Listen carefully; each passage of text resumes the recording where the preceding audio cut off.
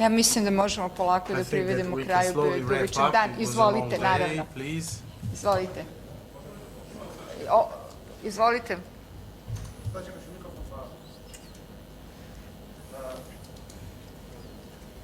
Je li to taj novinar? Hvala puno. Kratko se predstavim, Let me briefly introduce myself. Kratko se predstavim, ja sam Sergij Belous, istoričar i novinar, možda vi već mene poznajete. Iz Ukrajine sam, ali vi ste na početku rekli u svom govoru da je Majdan, to je prava odluka za Ukrajince, oni imaju svoje pravo da izbore slobodu, da vidi svoju budućnost u Europskoj uniji. Inače, vi ste jako pozitivno to karakterisali i te promjene koje su se desili u Ukrajini, vi ste isto odobrili. Eto. I postaje u drugim govorima bilo je spomenuto dosta statistike što se tiče Rusije. Zvanične i nezvanične, različitih istraživanja. Pa to me je dalo ideju da vas pitam sljedeće i moram da navedem isto statistiku, a vi ćete odgovoriti poslije. I imam još kratko jedno drugo pitanje. Znači, pre Majdana u Ukrajini je bila inflacija, znači 0,5, znači manje nego 1%. Na kraju 2015. godine 39,5%. Znači, devalvacija 3 i 4 puta pala je grivna, nacionalna valuta Ukrajine prema dolaru, a prema rublu 1,7%. Import proizvodnje je smanjen 33%. Eksport proizvodnje samo za 2015. godinu 35%. Bruto društvena proizvodnja je skraćena na 8%. Prosječna plata 2015. godine je sastavlja $168. Da podsjetim, to je bilo 2013. godine $408. I što se tiče ovih vi kažete perspektiva za Ukrajinu, vi ste to spomenuli u vezi sa Rusijom, samo znači čak 70% Ukrajinaca ne vidi svoju budućnost u Ukrajini i imaju želju ili sanju da napusti zemlju, da dobiju neki drugi posao van zemlje i to sa tim, znači 3 od 5 ljudi koji odgovaraju, oni kažu da razlog tome je teška ekonomska situacija i male plate Ukrajine. Što se tiče slobodne medije, Ukrajini su pod jakim pritiskom televiziji, znači pod jakim pritiskom 112. kanal, News One. Jučer je bilo, znači, opljačkana studija 17. kanala. U zatvoru je Ruslan Kocaba, novinar koji je priznat međunarodnim organizacijom Amnesty International kao taoc svoje savesti. Znači, samo za jedno obećanje na YouTube-u.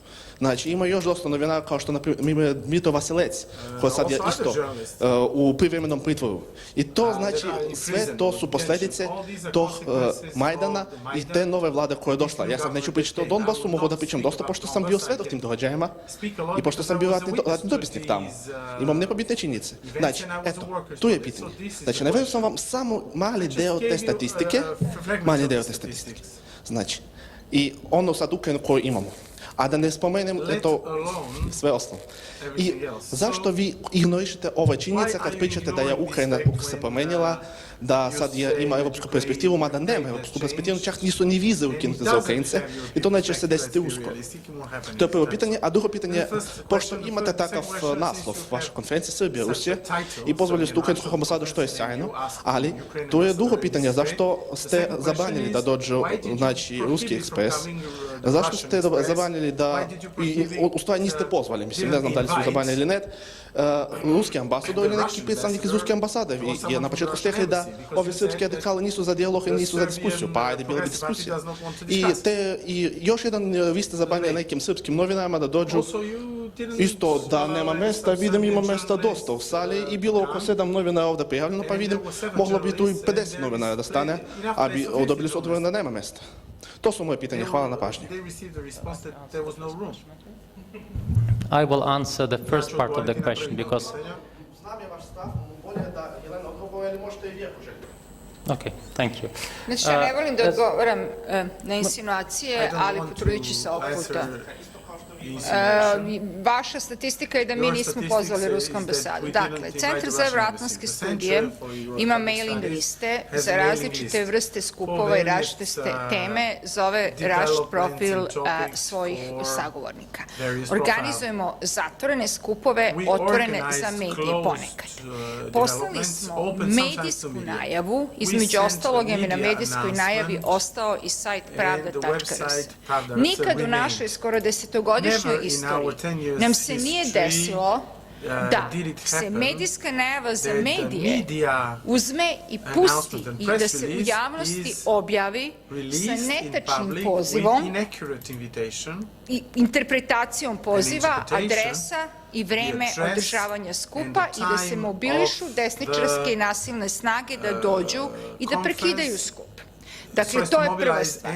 Druga stvar, od tog momenta kada se to desilo, taj poziv otvoreni su nelegitimno preneli neki drugi sajtovi koji su nam zatrpali mailing liste i mailing adrese, da nažalost nismo mogli da damo akreditacije onima koji smo hteli da damo akreditacije. Dakle, to je jedini razlog. Znači, ne dolazi na ovakve skupove ko hoće s ulice.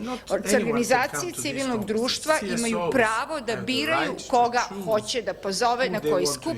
Mi ih pozivamo direktno na adresu i očekujemo da se u dogledno vreme, par dana pre skupa, zbog logistike, oni registruju. Ovakav skup nije jednostavno organizovati, morate da predvidite broj stolica, morate da predvidite salu hotela, da platite hotel i slično. Dakle, insinuacija je druga stvar. Dobijali smo lažne akreditacije i nije nam prvi put, nažalost, da sa ljudima iz Rusije imamo takve iskustva. Ovde su se prijavili Risi smo pozvali, iako su te iste osobe koje su nas do pre 3 meseca intervjuisali kao za neke novine, nisu se predstavljali kao Risi. Centar za evroatlantske studije ima mailing adresu svih diplomatskih predstavništva u Srbiji i za većinu skupova koje organizujemo uvek zovemo diplomatsku zajednicu, nikad nismo isključili rusku ambasadu. Da pače, moja koleginica i ja smo prošle godine na višoj poslovnoj školi bile jedine i to smo se same pozvale i otišli na skup koja organizovala ruska ambasada. Dakle, nikad ni jedan odgovor, ni jedan e-mail od ruske ambasade nismo dobili na naše pozive. I will comment briefly the first part of the question regarding the worsened economic situation in Ukraine.